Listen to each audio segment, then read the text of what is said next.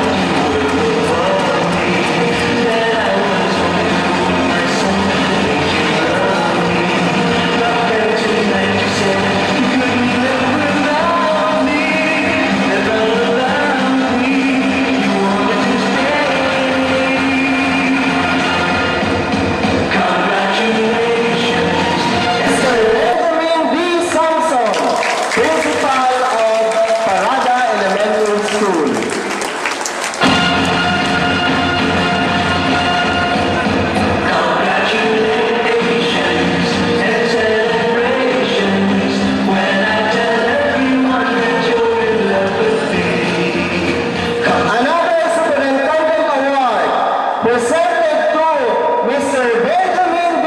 Samson in full recognition of his invaluable support as principal of Mr. Romel B. Gatila, who won the 2009 MTAC DepEd NCR Exemplary Teacher Award.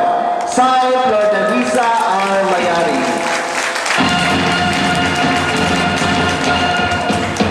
Congratulations and celebrations when I tell everyone that you're in love with me.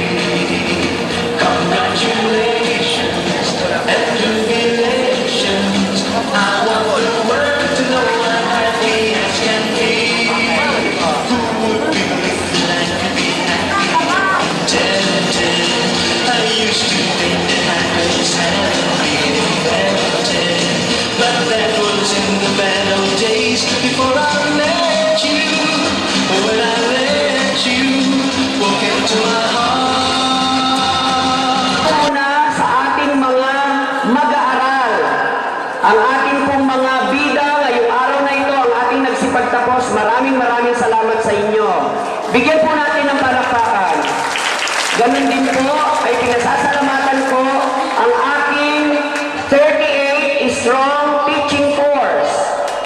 Pakitayo mga guro, maraming salamat sa inyong suporta sa akin. Ganun din po ay pinasasalamatan ko ang napaka-aktibo natin kayo. Nandun po sila. Officers, please stand up. Ganun din po ay pinasasalamatan ko ang ating nagpo-provide ng safety and protection for the pupils and properties of this school, ang ating pong mga security guard, Mr. Albert Dolorso and Victor Mario. And also, maintaining the cleanliness, especially the comfort rooms and the grounds of this school, Mr. Eugenio Dupalo. Lahat po kayo ay contributory sa award na ito. Maraming salamat po.